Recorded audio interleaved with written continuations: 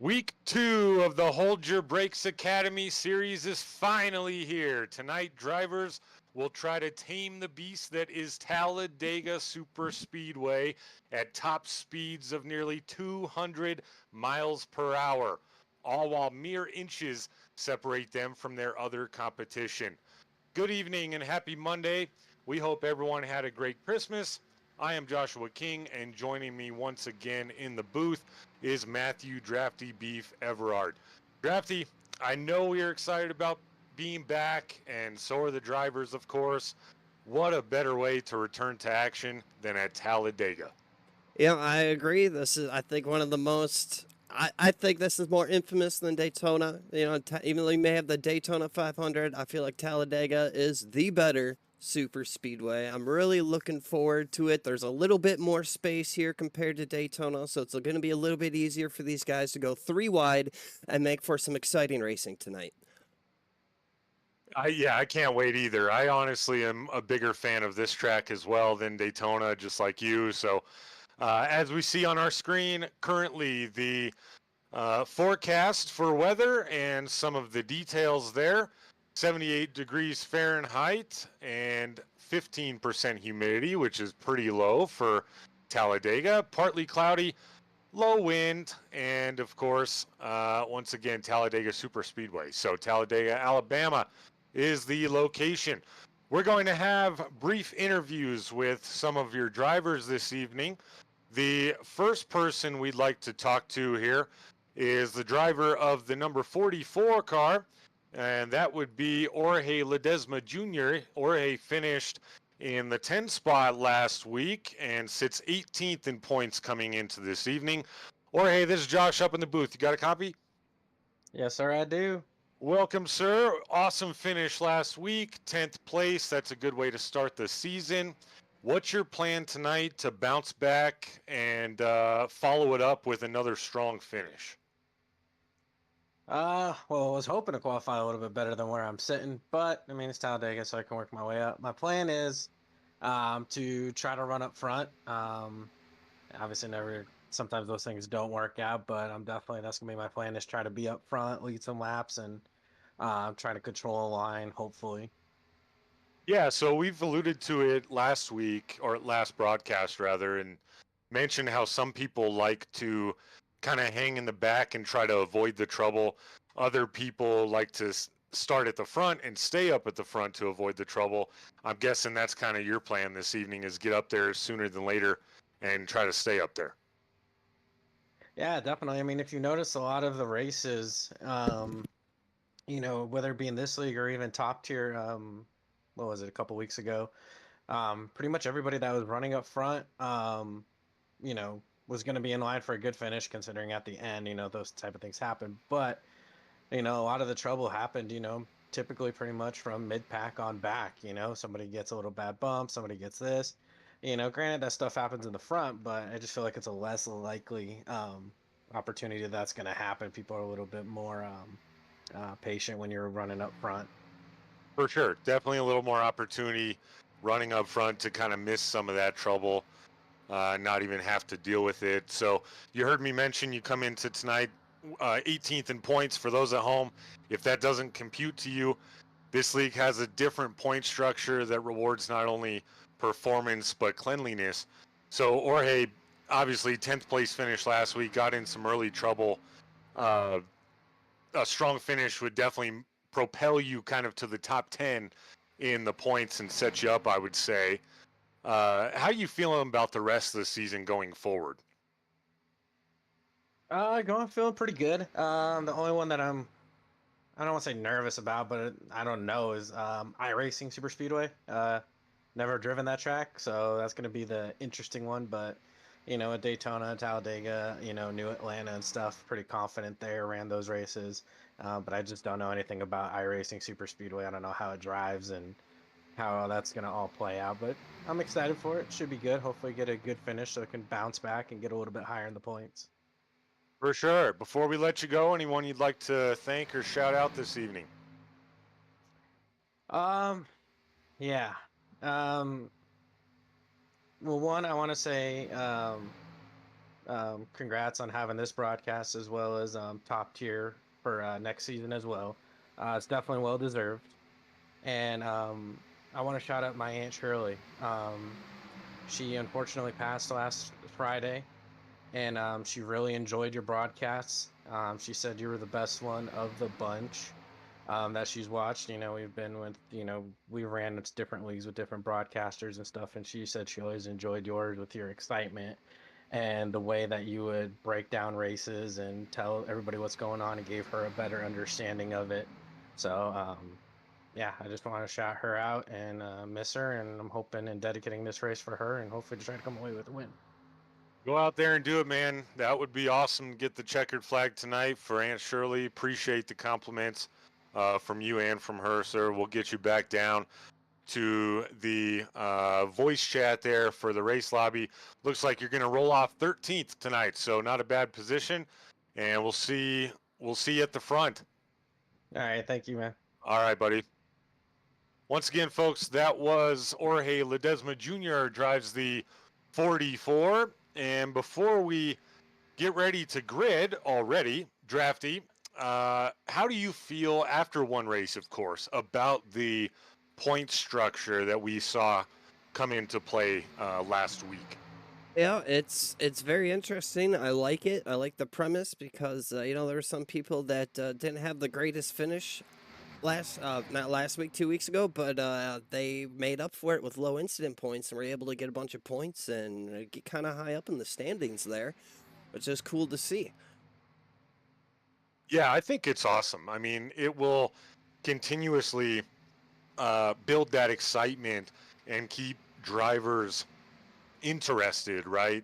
As opposed to 2-3 weeks in, a couple bad finishes, now maybe they're out of it, but if they have clean finishes but struggle to run at the front, that still could put them in a strong position in the points. Then all of a sudden you break off a top 5 or even a win, and that could change the game late into this series for season 1 of the Hold Your Brakes Academy. So folks, we got a little bit of a late start this evening, so that's our pre-race show. We're about to have the grid available for you on your screen here momentarily, as it is an open qualifying. So that means basically practice is qualifying as well. And once that grid is available, then we will start off by breaking that down for you. So we take a look at Barney waving the checkered flag there for virtually nobody. Man, he's putting in that work, Drafty. Right? For some reason. Give that arm a rest there, Barney. You just waving to let everyone know it's over. That's right. Not sure why the grid is not popping up here. Sorry, folks.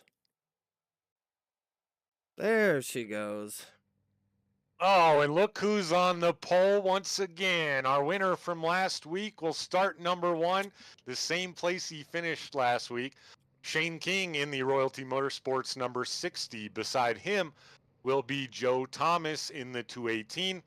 Aaron Genske will roll off 3rd in the 115. Al Reed on his outside, the Irishman in the number 16 car. Don King, Shane's Pops will roll off in the 70 car. And on the outside of row 3 will be Nicholas Gaiampa. 7th place will be Justin Terry, and rolling off 8th will be Paul Buchanan in the 44. Another 44, Drafty. That's going to confuse us. Oh, yeah. The 9th place starter will be Steve Harrison, and rolling off 10th will be William Martin in the 55. Drafty? All right, coming in at 11th is Ryan Perrone Sr., and taking that P12 spot is going to be Marty White. Coming in 13th is going to be Jorge Ledesma Jr., who we just spoke to earlier, followed in 14th by Thomas Osborne. Coming in 15th is going to be the 19 of Kelly Akron, and then 16th is going to be Robert Miner. Coming in 17th is going to be Zach White, and 18th, Greg Dryas. 19th is going to be Timothy Presley, and 20th is going to be Tristan Miner.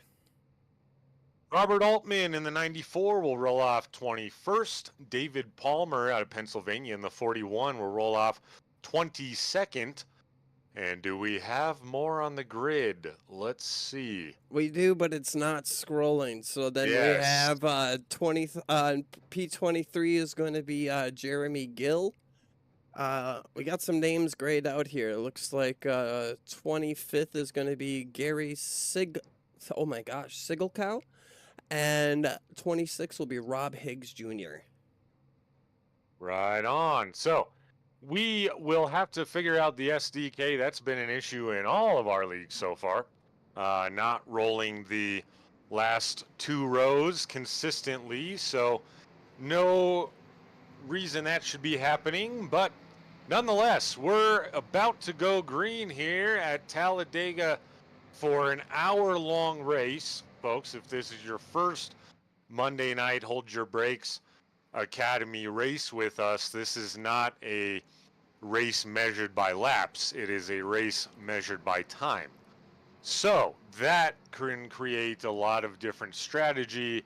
We will deep dive into that if the scenario presents itself with a green flag run. But they're heading on the backstretch, and as soon as they come off of turn 4, we will see them take the green flag. You know, this is the only drawback to super speedways is the long pace laps to get around the track. Yes. Yeah. We would have been green already if it was a short track, I feel like. Yeah. Probably. But we'll get a good look at some of the cars on track as we see the 60 of Shane King leading the field to green. The 218 of Joe Thomas is on his outside in the pinupsforvets.com and Operation Motorsports logos. Chevy. Good looking car there. 115 in the camo car. It's the same one we saw him in last week. Nice looking ride. We were talking about how long that takes. We got to ask him. We'll have to have an interview with him at some point. See how long it took him to make that paint. I agree. But the pace car will dive down and we'll get ready to commence action for week 2 of the Hold Your Brakes Academy.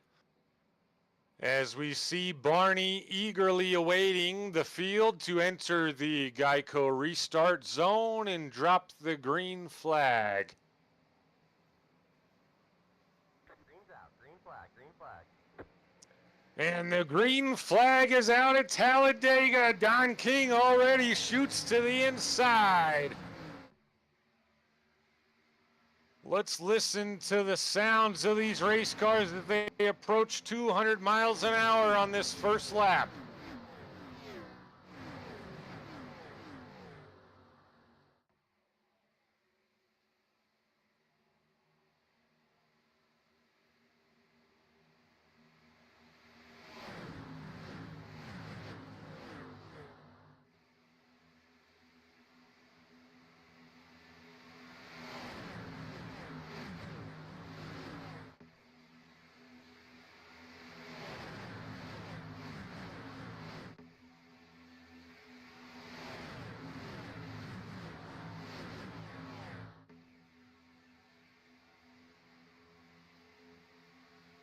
All right, as we're coming back to the 1 lap completed, the 216 is going to be in the lead.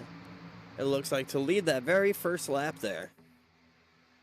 The 16 of Al Reed is leading the outside line. He's the Irishman and the only one out of the United States this evening. Shane King has elected to exercise patience and drop a line in second place on that inside line currently.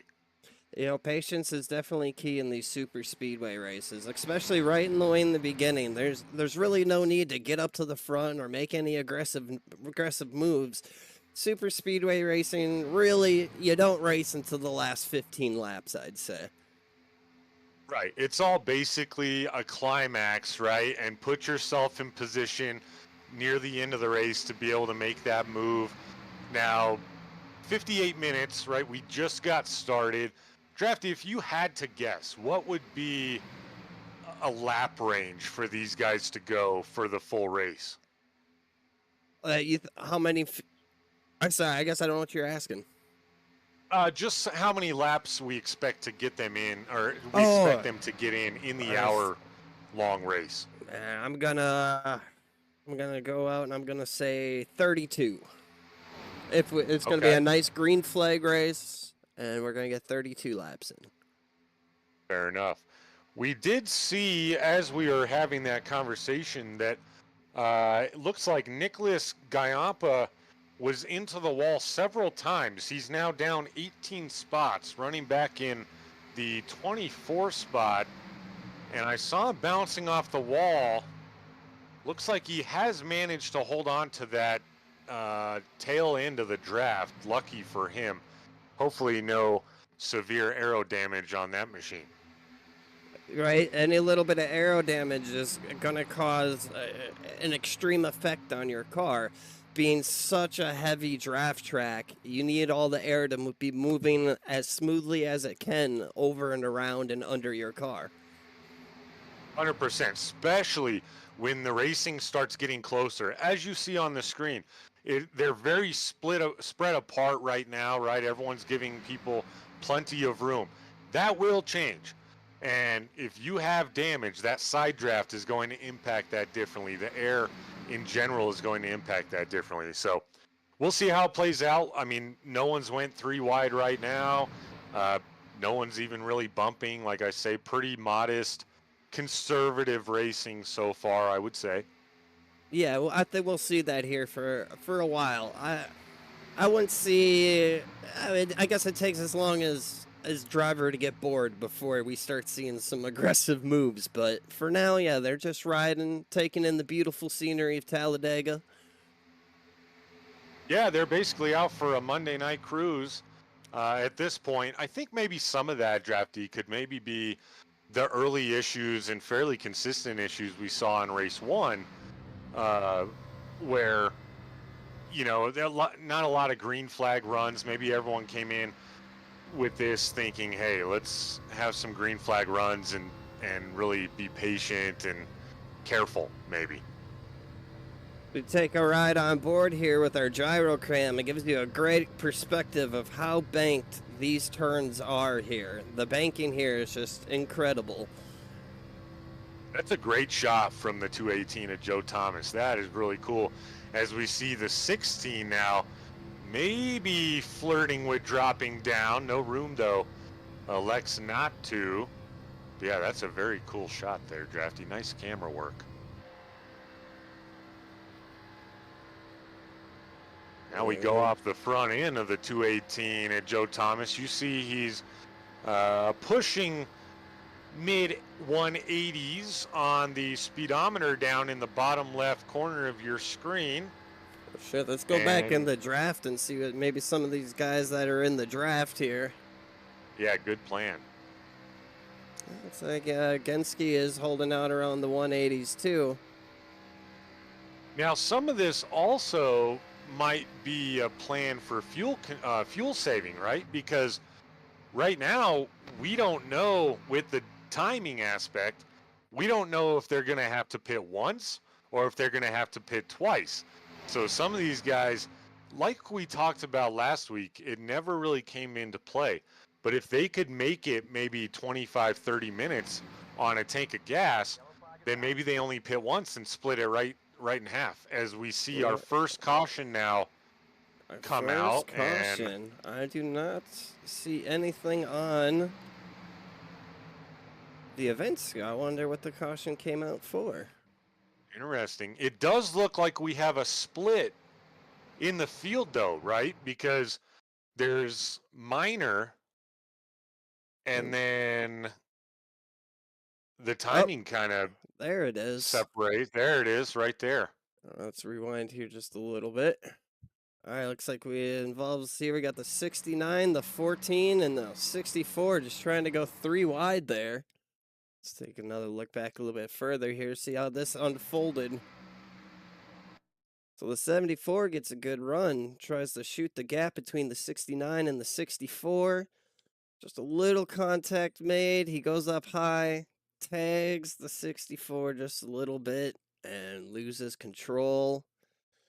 Collects a few more people in the process here. Does he shoot into the outside wall here, or does he save it? As of right now, I'd have to say the 69 of Marty White is unfortunately Oh, probably going to have the most damage till we see the 30 pile in there. That's Timothy Presley in the 30.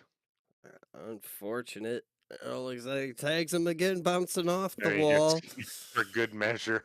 Just so, like, give It's him a little rear end damage too. Now, the Un good thing here is that everyone has 2 fast repairs, right? I'm sure they probably weren't hoping to use them this early in the game, or one of them this early, of course, but yeah. you do have them, so no one's night is ruined.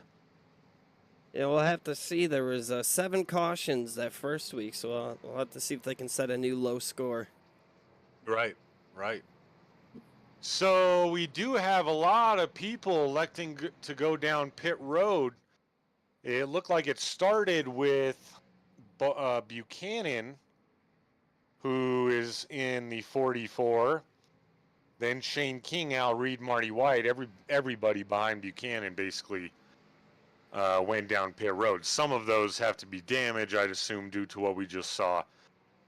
Some electing to top off on fuel, maybe now make this one more stop race. It's so tricky, Drafty, because we don't know all the ifs and buts, right? Are they going to go a 20 lap green flag run and burn all their fuel, or is it going to be 5 lap runs consistently, right? Yeah, I mean, I really hope to see some good green flag racing, but yeah, at the same time, this is a learning league, so you do have some people that are, learning the right and wrong things to do and how to execute moves, and so it's hard to say.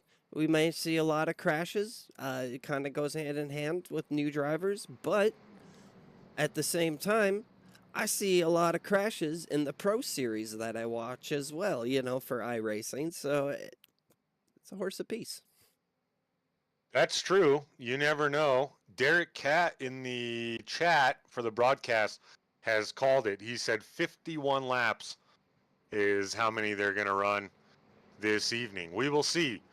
We were probably pretty well on that pace. Now we have a dragged out caution around these large speedways, so probably look for the lights on the iRacing.com pace car to go off this time around, which means they would have 1 lap left to go before they go green once again. And I said at the beginning of the broadcast, hardest part for me anyway, super speedway racing is the slow, long pace laps. It's that's brutal. Right. That's right. It definitely can be. We see the lights indeed did go off. Shane King is not on the front row, folks. That is his dad in the 70, looking very similar to his son's car, basically identical besides the number. But he'll start this one on the outside of row 1 next to the 115 of Aaron Genske, who will lead us to green, followed by the Georgia Toyota in William Martin and Robert Miner to his outside. Field piles back up, and once again, everyone should be just fine and ready to keep going. Sickle Cow did not make the start tonight. Drafty did not take the grid, it would appear. Maybe had some technical issues. Hopefully we'll see him out here next week. Yeah, he did make it last week. Derek says long pace laps are a great way when you have damage. Otherwise, they stink. I agree. Yep. When you are not in a league with fast repairs or you don't have one left, you're happy to see a caution when you got some damage on the car. Go in and get a lot of that fixed, a couple minutes at a time usually. But here momentarily, we will see the iRacing.com pace car dive down into pit road again for the second time this evening as we work caution number 1. We'll go back up to the starter cam here momentarily and get ready to see these guys take the green flag and take off down the front stretch. All right, we'll hop up Drafty, you'll here. bring us to green. We're hopping up here with Barty. He is anticipating this epic green flag launch here. And watch all these cars go zooming by and hear the roar of the engine. And we're green again. Let's go. Don King drops down almost right away to get down to that lower line. That had to be planned, right? He kind of sat back just a little bit. The 115 got a good jump. He, like you said, he dove right down onto that low line, falling into line with the others there. As now we see Shaden King do the opposite. He bounces outside. Of course, we do have someone on that third line. Shane King is going to bail him out. Who's up there with him? Hard to... Man, that's a colorful car. It is. Looks like the number 94, Robert Altman. Robert Up top Altman. there. Okay, so Shane King, the saving grace for the 94 of Altman, but they are going to need more help, Drafty. They're not going to be able to get to the front with just the two of them. Yeah, especially with the gap between the 60 and the 94 there. He's really not helping too much as we see them drop back as those two inside lanes just have. Although the 16 just jumps up to the top now. As we got three wide racing through the mid-pack here. 22 is in the middle. The 22, of course, is the other Minor. That is Tristan Minor. While Robert Minor runs in third on that outside lane. A little. And still three wide. The 60 now still dropping back. I feel like that might have been... Oh, God, we have trouble right in front of him. Oh, We that saw was that a one big live one. on the camera. We'll have to go back and take a look at that. That one happened, folks, in about 8th or 9th place, I would say. And I have to believe that's probably what Shane King was trying to avoid, coincidentally. Let's go back and get a better view of this one. Oh, wait, no, that's the one that was from before. Uh-oh. Uno momento, por favor. Let's try this one.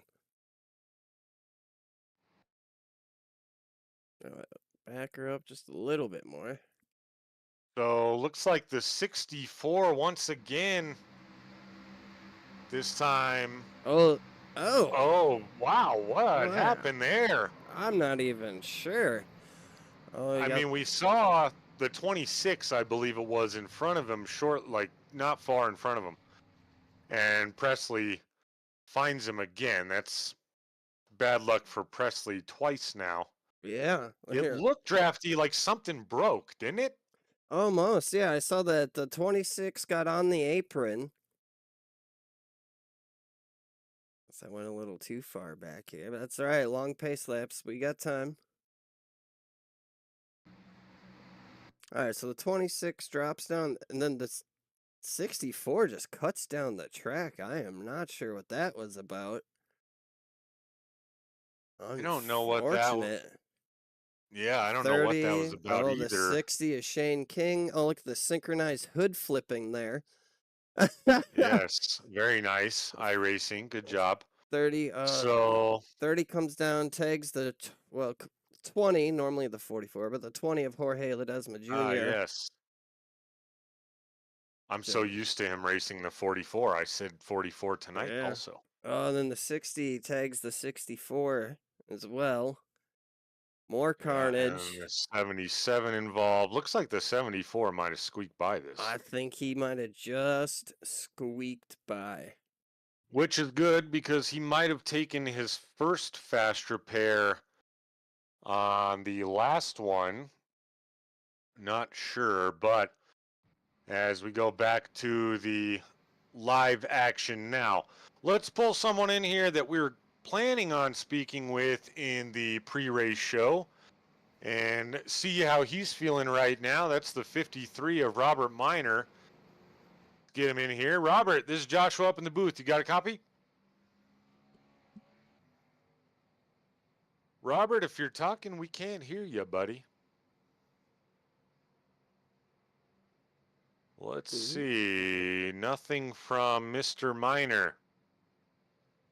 We see you trying to talk, but no volume.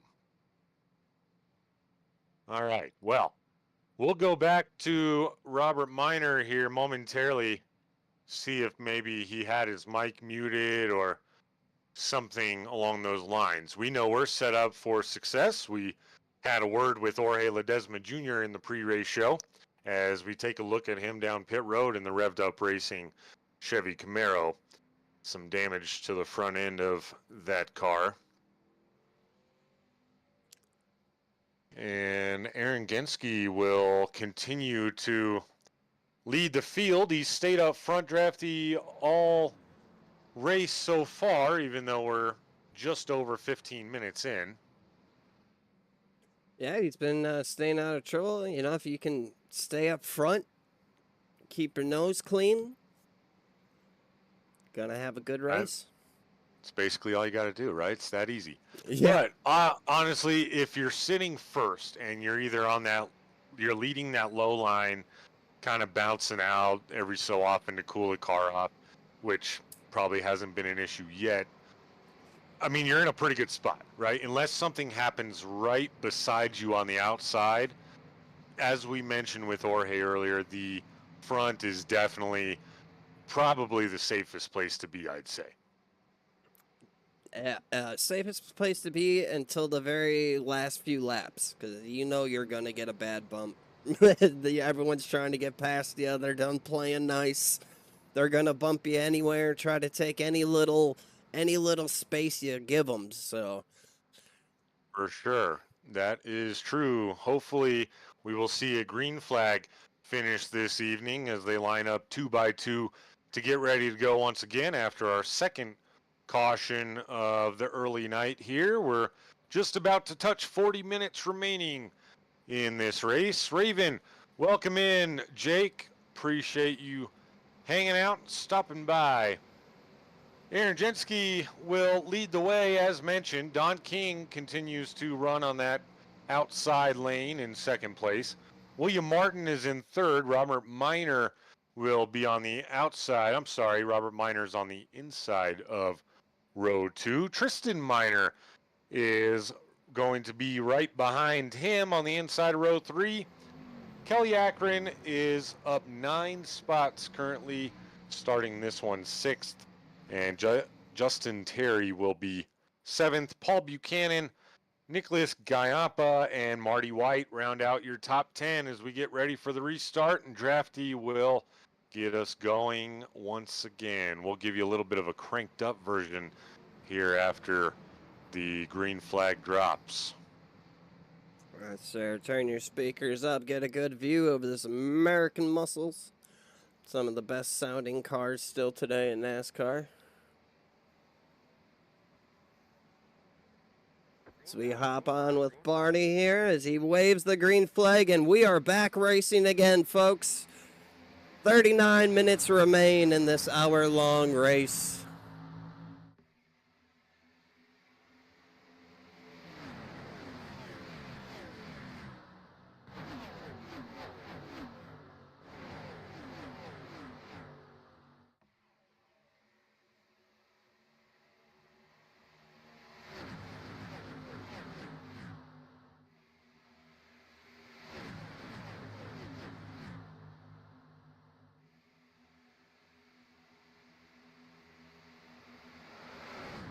Oh, we have trouble already as they didn't Oh. even make it another lap.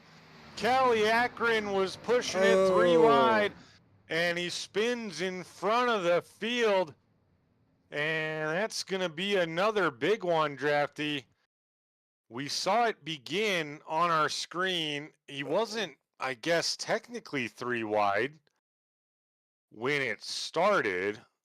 Did he get a bad bump? It didn't look like it. Maybe just 55 squeezing him, and maybe the 19 didn't think he had anywhere to go. I'm not quite sure.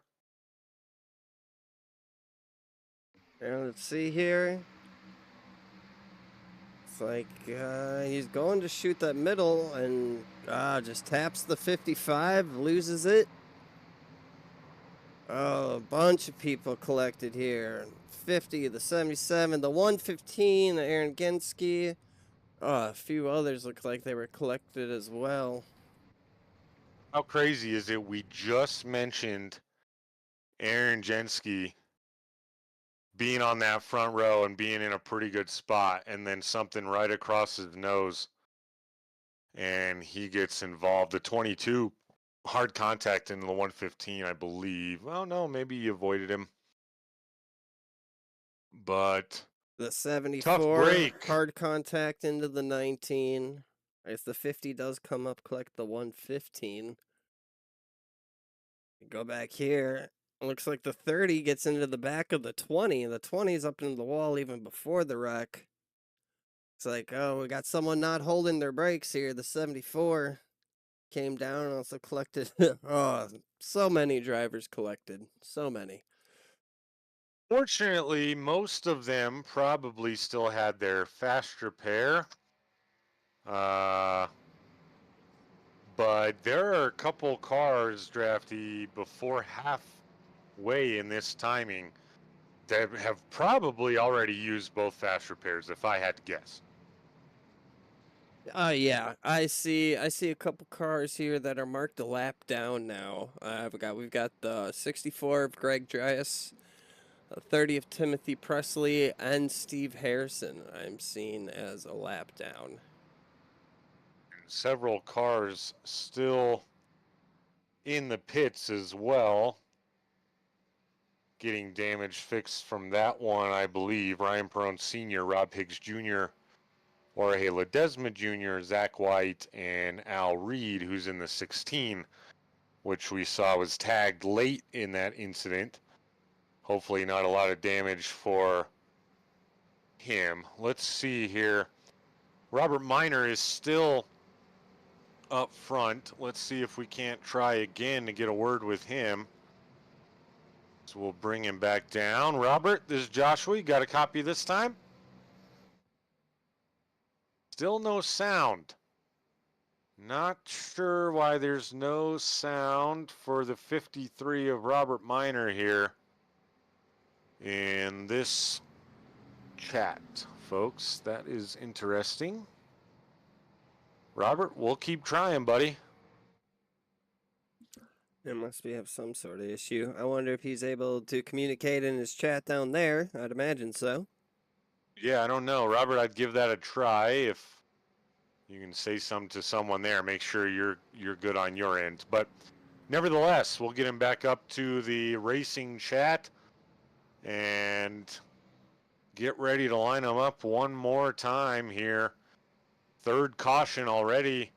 We had 7 last week, you said, correct?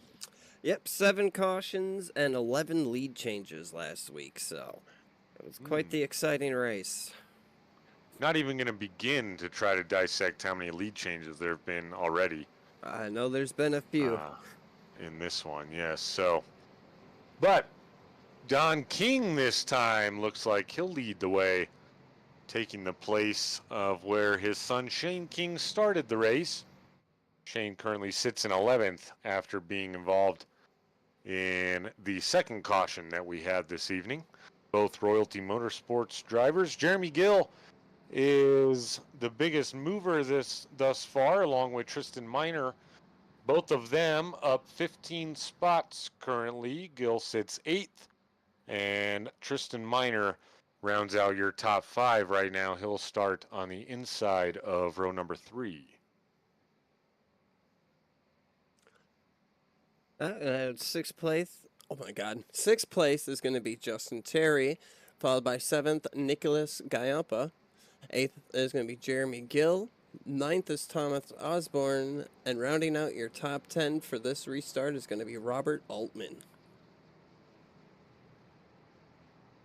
Very good. They still haven't went to double wide file there, so we'll keep taking you through the field.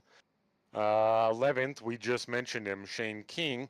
Kelly Akron, who was involved in that wreck, is going to restart 12th. William Martin will restart 13th. David Palmer 14th, and so far down 13 spots due to some trouble is the 218 of Joe Thomas restarting 15th.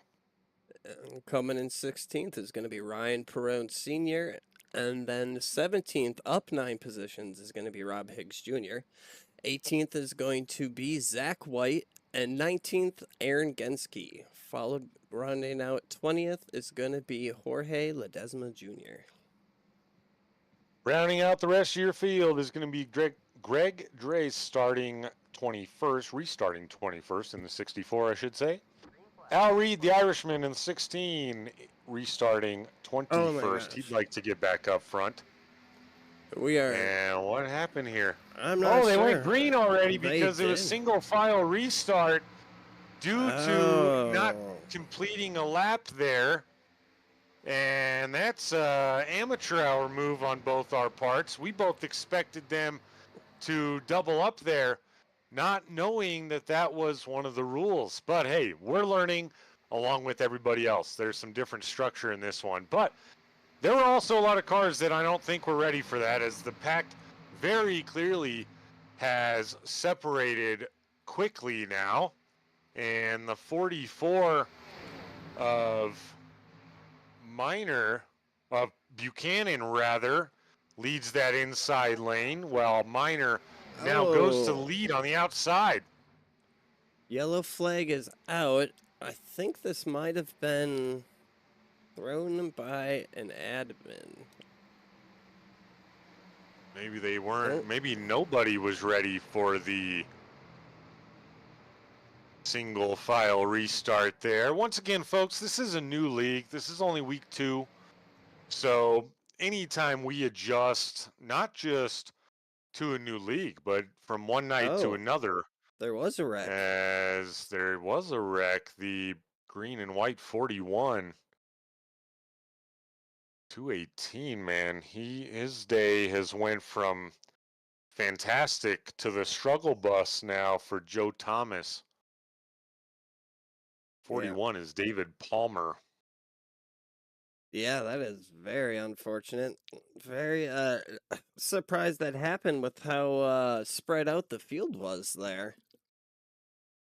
Yeah, that was interesting. I'm not sure.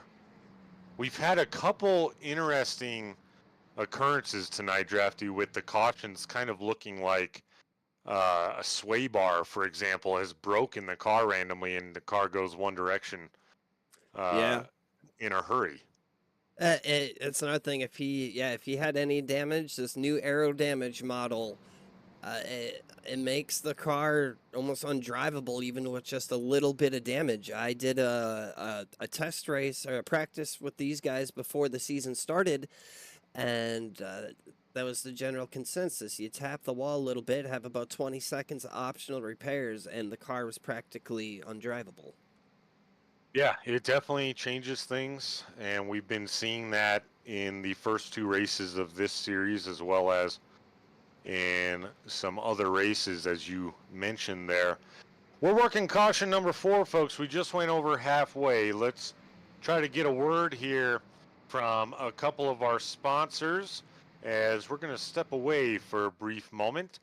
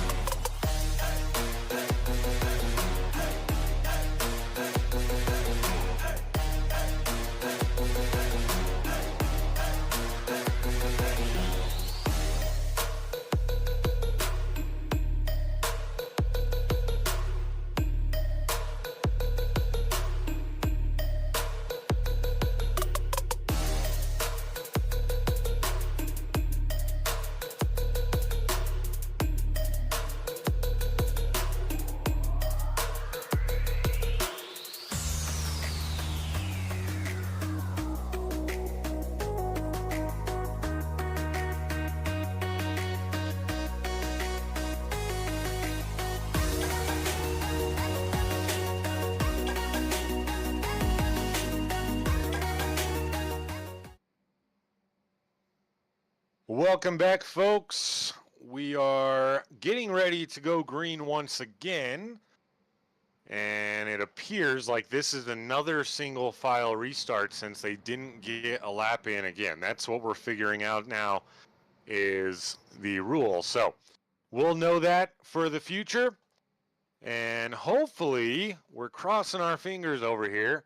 Hopefully, we're going to get a good green flag run in for not only us and not only the drivers, but for you guys watching at home. Pace car is going to dive down pit road once again, and they'll come to green with Miner leading the way. See how long he waits in the Geico restart zone to put the pedal to the metal. And he waits all the way till the green flag drops, and we already have wrecking. Oh my goodness, that looked like that came out before. No caution so far. I mean, I wouldn't. Nobody spun. Nobody stopped on the track. We'll see if they throw it, but that spread them way out here. Yeah, it did. I don't know what exactly happened there. If we have another caution, I'm curious to see what might have caused all that. But nevertheless, back to racing action as the 44 dives to the inside, which makes it 3 wide temporarily. This front group has gotten really, really small all of a sudden, Drafty. Yeah, that especially the car spinning at the back there. That's gonna really spread them out.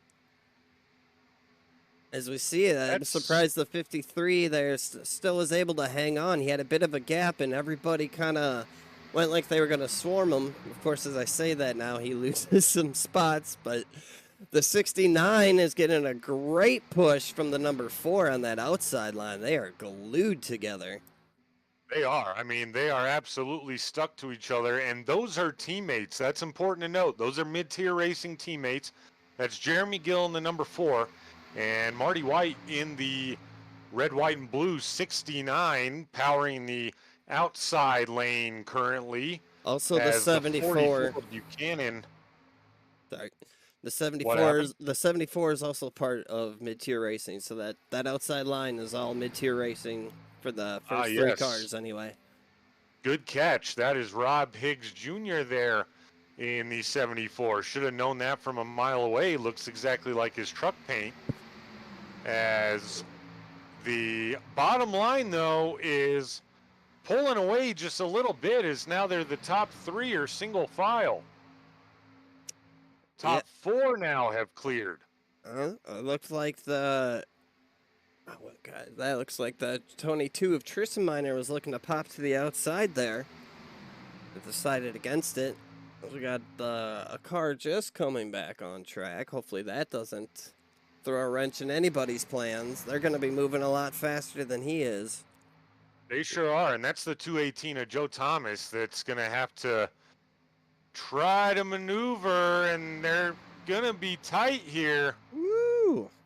Elman in the 55 squeezes by him in the middle. Man, they couldn't have got closer than that, I don't think. I don't think so either. Here, let's take an onboard. Oh, never mind. Oh, that was he was in wreck. the middle. Let's go back and look at. And mid-tier racing just lost one of their guys. As that brings out our 5th caution of the night already. Oh, that was with the 218 of Joe Thomas as he was rejoining there. Let's see what happened. They're 3 wide. 57 just came down the track. I have to wonder. Now, that's the 3rd time, right, Drafty, that we've seen basically a mirror image of the caution before. Yeah, almost you the have exact to same wonder. thing. Right, exact same thing. I mean, 3 times now. You have to wonder at some point, do they have their spotters turned up enough? Are they listening to them? What's going on in the race chat that's making this? Because that's the 3rd occurrence where it just feels like they're squeezing each other one way or another. I'm not putting the blame on anyone there, Yeah, but there's plenty of room. yeah, I think so. And I think that kind of, I had touched on it earlier. It is a learning league, so it's something that the guy may not have known. Maybe he's not used to running up that high. Thought he was pretty high. I know I was guilty of that a lot. When I started out, I thought I was right up against the wall, and I'm still a half a car to almost three-quarters of a car length away. So that just comes down to maybe that's something he'll work on practice this week, and next week he will have it down pat. For sure. I'm glad you brought that up, actually, Drafty, because it's a very different feeling when you're in the car. And if you don't have triple monitors, of course, we don't know what all of these guys are working with, right? But if you don't have triple monitors, it's really tricky at first to sense where that outside wall is, or even where the right side of the car is, right? I agree. As a single monitor user myself, it took a lot of time to get a quote unquote feel of how wide my car is and visual cues because I can kind of see out of the sides just a tad because I have a curved monitor. And being able to use those visual cues to really understand and feel how big your car is and how much space I'm taking up. And that's just something you get with seat time. Yeah, exactly. Now, it is also a lot different on these heavily banked corners. When you're in the corner, it kind of feels a little bit harder to judge necessarily where that wall might be. And then more on the front stretch, you can kind of see it along with the car out of your peripherals, basically, is what that would be the equivalent to. But yeah, who knows? Could be a number of things. And once we get a good side shot at a corner, you'll see that line, that top line, that's a full lane above that white striped line up there that you can put a whole nother group of cars. I mean, the lanes here are very wide, I would say. Yeah, compared to Daytona, I feel like Daytona is a lot narrower of a track. You have a lot more room here to be able to use that third lane. It's just you got to be comfortable enough. And another thing you have to consider too is now when you're taking these three wide scenarios, the air now is moving really different between all the cars, and it may push or push you outside or pull you to the inside, depending on how much air is moving on each side of your car. If you're in the middle there, or the outside as well. So That's right. Yeah. The being in the middle definitely impacts it a lot differently than just being side by side, or especially being the outside car where you don't have anyone next to you on that right side. So we'll see. We're working caution number 5. We're probably going to go back green here this next lap, I would assume, as we see the lights on the pace car have turned off now. The 44 Pepsi machine will lead us to green this time. That's Paul Buchanan and the Real Deal Racing machine. Wonder if he's actually sponsored by Pepsi and give me a hookup on Mountain Dew. that would be awesome. See, I might have to reach out to him and see that. That would be nice. But I will yeah. take the opportunity to give a shout out to my grandma from a different family. She has worked for the Pepsi company and all throughout high school growing up, hooked us up with lots of soda. So I'm just going to give her a shout out here as we're talking about Pepsi. There we go. That'd be awesome, man. That'd be It really was. At free Mountain Dew. Deal. You just go over there. She'd be like, oh, here, I got a couple cases of this, or here's this flavor. It's actually not coming out till tomorrow, but here you go.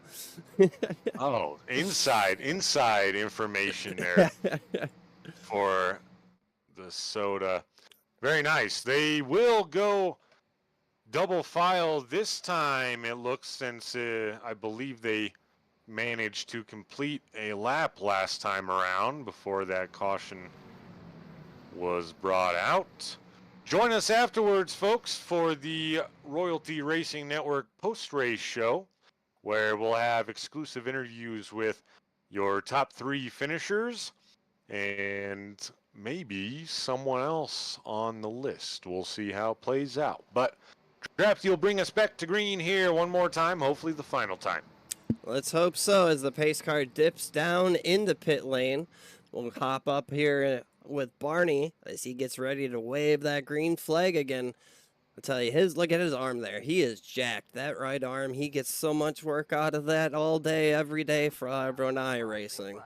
Don't mess with Barney. All right, and we're going green flag racing once again.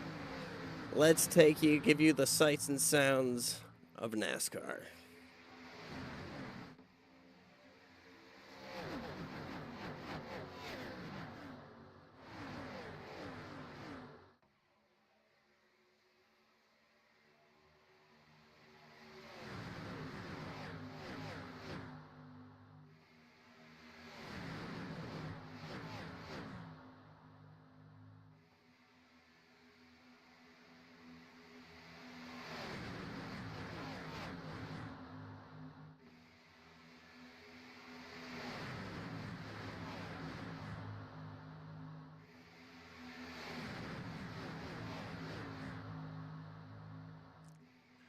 There you have it, folks. Anything better than that sound? I can't name one. I love it.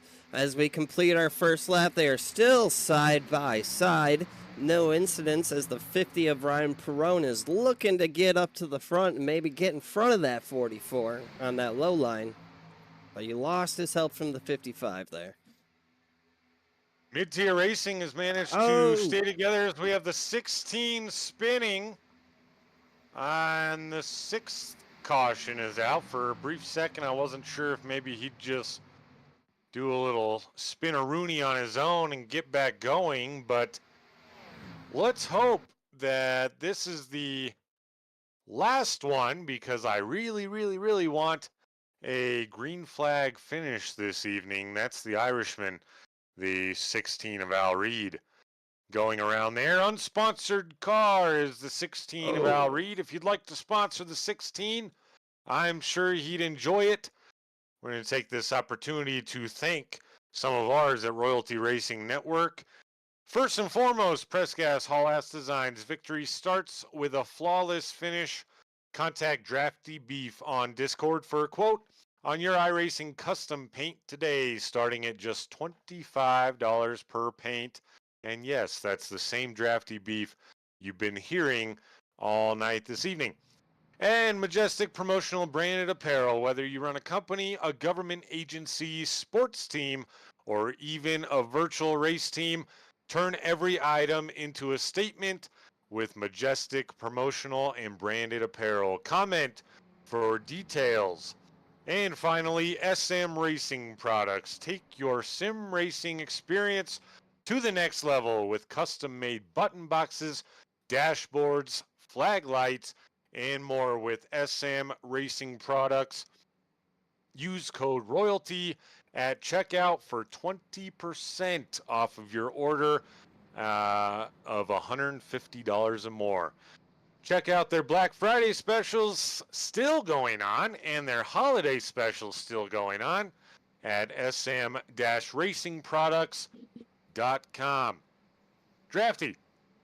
Yes, sir. Do you think that we can go green once we take the green flag here once again? Do you think we can do it? Yeah. From what I'm seeing these past 2 restarts, a lot of people taking it 3 wide. You know, we're getting down about 11 minutes to go. It's getting towards the end. You know, you got now it's the time. You got to get up there. You got to get yourself in a position to win. You're not going to do that at the back, and if there's slower cars in your way, you're going to have to take that risk of 3 wide if you want to win it. On the flip side of that, it's causing a lot of cautions here. It certainly is. I think a lot of that air changing, as you mentioned earlier, with the 3 wide, I think that's causing a lot of that. Also, I understand 100%. This is a learning league, and nobody's perfect, that's for sure. But I think a little bit more awareness would go a long way here. We've seen several incidents now where it just seems to be a situation where, oh, I didn't know there was somebody below me, more than likely, right? Yeah. And I think that'll go a long way, but that'll come in time, comfortability with each other. We mentioned the, what's the word here? The chemistry, I'm sorry. Couldn't find the word. But yeah, chemistry will grow and things will get better. But I'm hoping once we go green this time that we stay green. Let's give them a little bit of a rundown through the field as we still have the lights on the pace car. Still, is the 74 Rob Higgs Jr. just stopped there. Yeah, he's just parked on the track. I think Interesting. they were giving wave rounds. They must have gave him one too many because it's scoring him as first place, and that is definitely not what's going on. So, I think he's parked on track, waiting for the pace car to come by so he can slot back in where he should be. Good catch. That's admin drafty right there, folks. Round of applause to admin drafty. So that would, I assume, put Paul Buchanan at the top of the board once again. Ryan Perone Sr. to follow him in second. Marty White up into third. He's up 9 spots so far. Biggest mover is the 4 of Jeremy Gill, now up 19 spots. Be cool to see him pull out a win tonight. And William Martin rounds out your top 5, up 5 spots in the TBS Gaming Big Boy Racing Toyota. All right, we got Rob Hicks Jr. in 6th place, Timothy Presley in 7th, Zach White in 8th, 9th is going to be Kelly Akron, and rounding out your top 10 is Aaron Genske. Don King will roll off the restart in 11th. Tristan Miner is going to restart 12th. Robert Altman 13th. Greg Drace is going to restart 14th. Jorge Ledesma is going to restart 15th. Justin Terry is 16th. And yeah, David Palmer 17th. Steve Harrison 18th. Robert Miner 19th. And Al Reed still looking to get back up to the front, restarting in 20th. And then 21st, we have Nicholas Gayampa. 22nd, Thomas Osborne. 23rd, Shane King, who's in pit. And 24th of Joe Thomas. And those last cars, I believe, are all lap down. I don't know if Shane is a lap down, but he will be going a lap down here. As we see the pace car about to dive down into pit lane. Hopefully this is our last caution to go as we restart with 7.5 minutes to go. Man, I'm hoping it's our last restart. Come on, guys, you can do it. We want to see a green flag finish. They enter the Geico restart zone in the 44. Paul Buchanan will put the pedal to the metal as the 60 of Ryan Perone on the outside takes the jump, and he'll take that inside lane. I said the 60, but that's the 50, but it makes no difference. That was quite the launch from the 50 there to be able to get down in front of the 44 as the 44 decides, hey, that's where I was. He's going to hop to the outside and hope that the 4 Jeremy Gill pushes him back up to the front. It did almost look like the 50 of Ryan Perone Sr. jumped that start just by ever so much. But that's not what we're getting paid to do. We're getting paid to call the action, and that puts the 4 of Jeremy Gill on the outside lane. And as the 44 was able to get back into the front of the 50, and now it's the 44 and the 4. He still has the teammate right behind him. That's going to be Rob Higgs Jr. in the 74. Marty White's not far behind. I have to believe they're trying to hook up again for this finish. I would think so. There's nothing more that you want to see more in your rearview mirror than a teammate coming to the end of the race to push you to the win. You know, he It isn't. could definitely be worse. Yeah, you know, a teammate more likely than not leave you high and dry when it comes down to that last lap. So we'll have to see, as the racing here is pretty tight, pretty close by. A little bit of 3 wide in the back, but they're mainly staying 2 wide now. Now, a couple things I wanted to mention. We take a look at the 69 of Marty White. He's on the 3rd row there currently on the inside. His teammates are the 74 and the 4 up on the top side. Does Marty White try to get up there somehow? Another piece of information that we should look at. The tail end of the 69, it's not in good shape. It's all banged up. Will he be confident enough if he has an opening to go up there by himself to try to push those guys? Or is he better being pushed right now than being the pusher? Yeah, that's a tough one. With these new damage models, I'm not so sure. He might be exactly where, I can tell you right now, where Marty is exactly where I like to be come towards the end of the race. You're just back far enough to not get any bad bumps, and then you can swing to the outside and hopefully swing to the outside and use some of that side draft to rocket yourself up to the lead come the last lap. That's right. They're getting a little bit squirrely up front. Everyone keep it straight. Stay in line for now, boys, as we approach the 4.5-minute mark here. They're getting crazy all over here. Let's take a look back here. It's a pretty solid field. Now, if it wasn't the time before to try to move to the front, it is now. 4 minutes approaching. They will be under 4 minutes as they cross the line this next time. Look out! No. Keep it together! And another caution. Another caution that I just don't feel like had to happen. Let's go We'll back. take another look at it, of course. Oh, let's rewind a little bit further. You know, I set the rewind pace back a little bit more, and I guess it wasn't quite enough yet. It looks like here the 70 goes to shoot this in the middle, kind of comes up the track, just turns him. That's exactly what it would appear to be.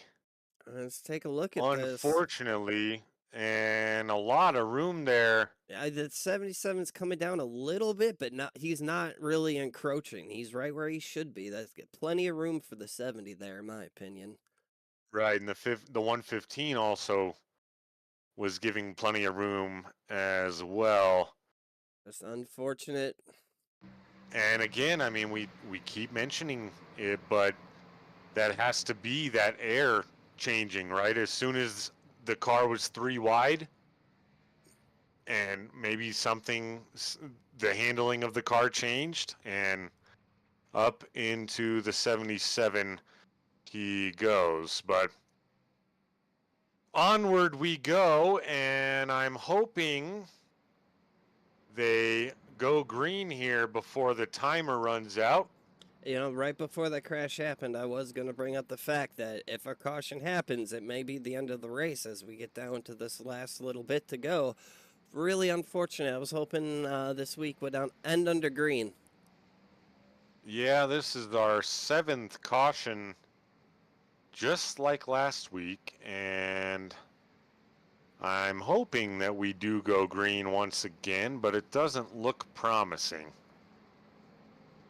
Yeah, it takes just under a minute to get around here at racing speeds and at pacing speed with 2 minutes to go, and they're not double file. Nope, I have to believe that this is going to be the end of it, unfortunately, unless, of course, there was a rule change from last week to this week, which we haven't been informed of. So if it ends like that, that's going to make your winner the 44 of Paul Buchanan. Ryan Perrone Sr. will finish second. Let's see. They are going double wide. They starting here. Let's do it. Come on. There we go. And admin must have made it 1 to go there. One flag shootout or one lap shootout. practically what it's going to be. It's going to be More close than if they likely. get to it before. As they're on the backstretch right now, are they going to get to it before the timer expires? I know these guys want to finish under green. No doubt about it. No doubt. Let's see here. Race against the clock. Then the question is, does it end as soon as the timer hits 0, even if they are green? This is a whole new world for us. If the timer expires, it then tells you 1 lap to go, and then you race the last lap. Got it. So they need to take the green flag here. It looks like they're going to get it off just in looks- time. But will they hit the start-finish line first? Oh, man, it's going to be close. Come on. So we'll have to see how it goes here. The timer has expired. They're still going. Let's see if they... Green flag, green Oh, flag. green flag is out. Oh, look at that. The 20 of Jorge Ledesma Jr. to the outside before the start-finish line. Looks like the 55 That- did not get a good start. No, and the 69 is goes turned. around. They're still racing. This puts Jorge Ledesma Jr. fighting for up front. Nobody down low yet to help the 50. There we go. As I say that, the 55 drops down low to give him a little push. Oh, Jeremy Gill up into the wall. Around. They're still racing with 1 to Ryan go. Perone Sr. leads the way on the bottom line. Jorge Ledesma Jr. tries to get Alberno. Oh, He holds- gets bumped. He holds it together. I don't think he's going to have enough. Ryan Perone Sr. is leading the 44 on the outside. The Georgia car will make a run to the inside, but not have enough. Ryan Perone Sr. in the 50 black and pink machine will take the win on an exciting 1-lap shootout. What? Okay, I thought they were still racing. It didn't go checkered flag there. But anyway. But on the display. Yeah. Paul Buchanan will finish in second. William Martin brings home third. Al Reed, oh man, what a recovery for him. Last caution, I believe he was 16th or 17th. He finished in 5th. Timothy Presley just outside the podium in 4th. So, pretty good finish. Drafty, go ahead and take us through the final results. All right, official race results coming in from the server. Like you said, Ryan Perone winning the race, coming in second, Paul Buchanan. Third place is going to be William Martin, followed by fourth, Timothy Presley. And rounding out the top 5 is going to be Al Reed. Coming in sixth is going to be Rob Higgs Jr. Seventh, Jorge Ledesma Jr. Eighth is Tristan Miner, and ninth is going to be Kelly Akron. 10th, Aaron Gensky. 11th, Robert Miner. 12th is going to be Steve Harrison. And I'll let you take a few here. 13th is going to be Justin Terry. Robert Altman brings home 14th. Don King finishes in 15th. David Palmer in 16th. Nicholas Gayampa in 17th. Zach White finishes 18th. 19th is Greg Drace. And in 20th, Jeremy Gill. Marty White finishes in 21st. They were both up front, and some people in chat would like to take a look at those incidents if possible. Thomas Osborne finishes in 22nd. Shane King finishes 23rd. Joe Thomas 24th. And that is the only people that started on the grid. The final 2, one is me. And Gary Sigelcow did not make the start this evening. But if we have enough time here, we will take a look at what happened. Marty White there. Let's go back, rewind that just a little bit. Yeah. See. from this angle. Let's see what Ooh. happened. They were almost 4 wide here at a point. They were indeed. Jeremy Gill said, no, thank you. Oh, looks like Marty just came down. It Collected himself on does. the 44 there. Does look like that would be the case. And let's take a look real quick at what happened to the 4 of Jeremy Gill later on. Not much later on, of course. Let's see here. Of course, everything doesn't like to work once everyone leaves the server. Yeah. Once the race is over, it's Why? a little bit more tricky to get Alright. things squared away. Let's see what happened with poor old Mr. Gill here. Looks like his teammate and Rob Higgs Jr. gave him a bad bump, and into the wall he went. And around he goes. Woo! So mid-tier racing was lined up for a really great finish, all 3 of them there, and unfortunately didn't end the way they probably were hoping for, but ultimately at least we got to see the race finish under green. Yeah. So we're gonna get the top 3 in here. Hopefully I don't see our 2nd or 3rd place finishers in the chat, but Rob Higgs Jr. was our biggest mover of the evening, and he picked up a total of 20. He's not in the chat either. We don't have many people we can interview here, so I guess let's go down and grab Mr. Ryan Perone Sr. Ryan, this is Joshua up in the booth. Congratulations on the win, buddy. Thank you, man. Appreciate it. It was a good race. We would have liked to see some more green flag runs and some more drama down the stretch, but hey, I mean, you finished up 10 spots. What was your strategy coming into the race, especially after realizing, hey, I'm kind of starting in the hornet's nest? What were your thoughts?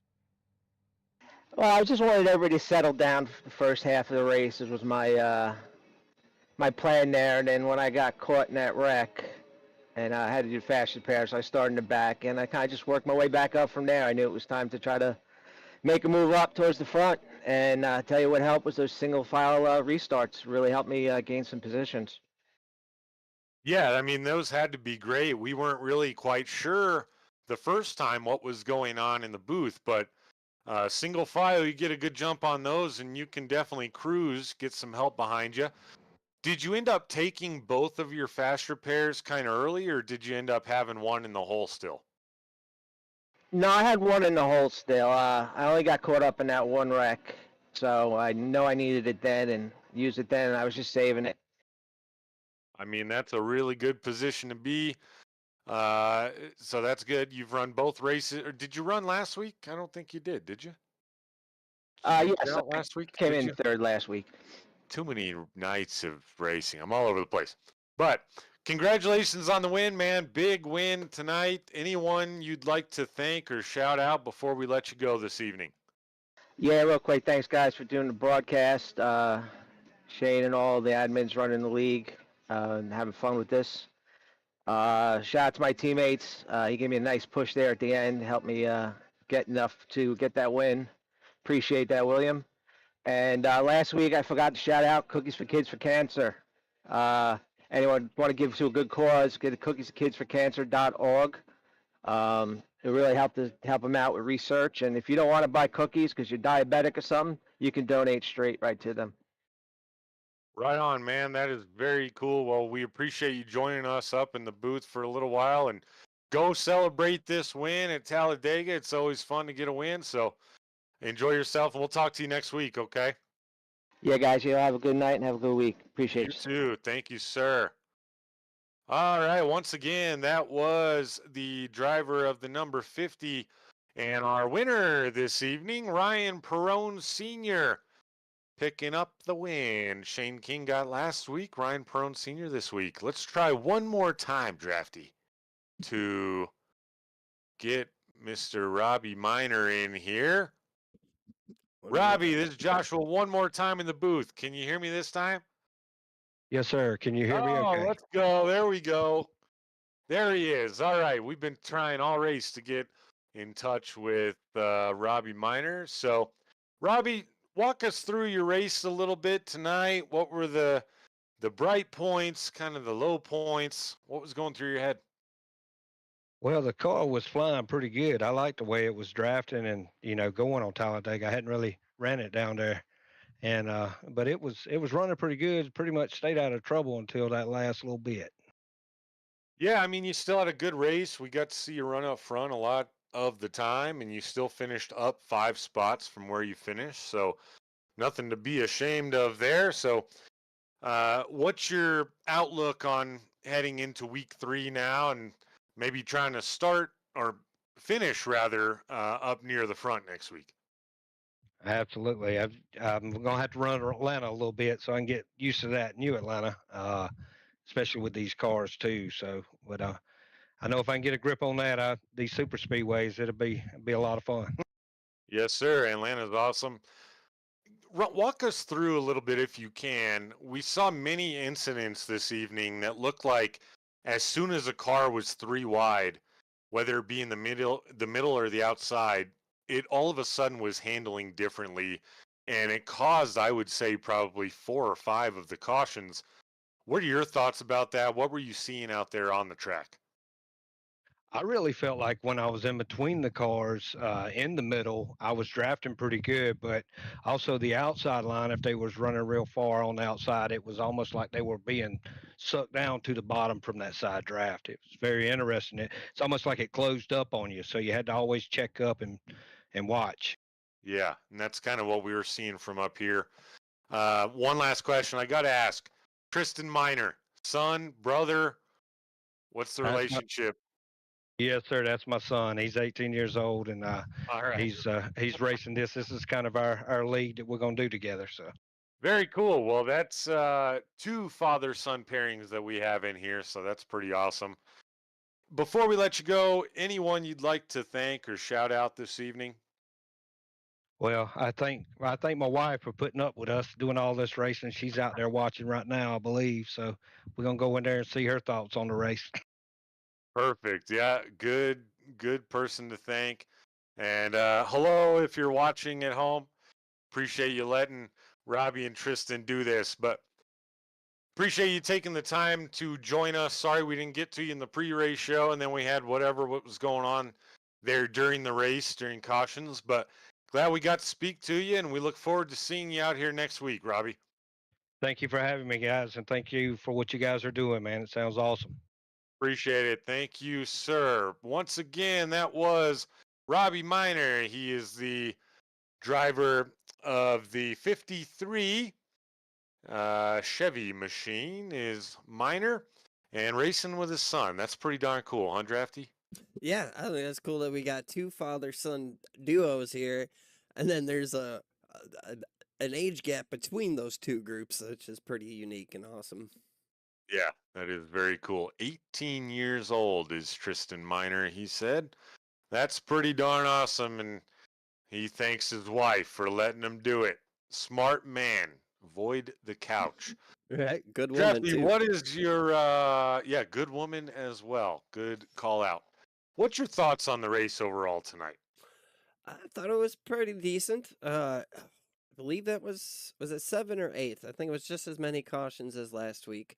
So no improvement there, but it did seem like overall everyone was driving better. It was a lot more accidents instead of poor decision making, really, that caused a lot of issues tonight. Yeah, and that's why I wanted to ask, like, what was happening when the car was 3 wide? What was the overall feeling? And he gave us a really good rundown of how it felt to him, but also how it looked to us on the screen, right? It almost was identical to what he was explaining. Yep, that's exactly, and that's kind of what I was thinking too. But without having much seat time with the new aero damage and since all the big updates of the new year and all that, so it's good to get perspective from someone who is in the car. Yeah, absolutely. But I mean, overall, I was extremely encouraged at the very beginning with how everyone was running, more spread out, very clean, and then it kind of felt like after every caution with the bunch up, there was, like you said, not aggressive racing. Like we didn't see some of the accidents we've seen in other broadcasts where we can truly look back and say, man, why did that happen, or why did that guy bump this person, whatever you might say. It was, like you said, a lot more just what happened to the car there, what happened to the air around the car. And I mean, it's a learning league, right? And that's what we keep stressing and what's important to remember. And um, also important to remember that if you're running in this, you're less than 2K I rating and you have some improvement to make as well. We all do. Even a 8K, 10K I rating has improvement to make, right? Exactly. So, The moment you stop thinking you can get better is the moment you start sucking at what you do. couldn't have said it better myself, buddy. That's a good one. Shout out to Mr. Al Reed, the Irishman. I was hoping to get a word with him, man. All I right. want to talk to this guy. It's probably, what is it? I don't even know what the time difference is, but it's got to be darn near 4 in the morning, 5 in the morning. I don't know. I don't know. We're Right. gonna have to find that out. But we gotta talk to Al Reed at some point this season, hopefully. So, but Right. yeah, I mean, it'll keep progressing. Next week, Atlanta. That is different. Tell us a little bit about Atlanta, Drafty. New Atlanta, it's a super speedway, but it's kind of not at the same time. You can go flat out, but uh, it's hard for me to explain. It's a super speedway, but you have to drive it differently than you would Talladega or uh, Daytona. Yeah, 100%. And it's not going to be this type of racing like we've seen the first 2 weeks, right? Where all 10, 11 rows are back to back to back all the way through. It will spread out and there is draft, but uh, I look for a lot more separation. It's definitely got a lot more character to it, and it's more of a finesse super speedway in my opinion. That's a good way to Um, describe it. yeah, so I'm looking forward to that. I think I think these drivers got to put in some practice this week, but it has a good opportunity to right the ship in week 3 and cut down on the cautions. But let's not be too hard on anybody, right? These Oh no. guys, 7 cautions. It's a super speedway. I mean, we've raced in leagues with guys in 5, 6K I rating, and it's the same result, right? Exactly. And so it's okay. Everything is okay here, and I've enjoyed it. I know you've enjoyed it. And look at the Cookie Monster machine there on our screen. That is a really cool way that they did that. Yeah. Very, very cool paint for, I think that's Jason Terry, isn't it? Justin Terry. I apologize, Jason Terry, the basketball player. Um, Either way, Justin Terry with the nice looking 13 Cookie Monster machine. But I just wanted to go over that with you and kind of give some insight into what we saw this evening and then what we're going to see next week. But I appreciate everyone joining us tonight. Hopefully, you enjoyed the broadcast and the racing action. We will be back here, same time, same place next week. For Drafty Beef and everyone at Royalty Racing Network, I am Joshua King. We'll see you next week. Good night.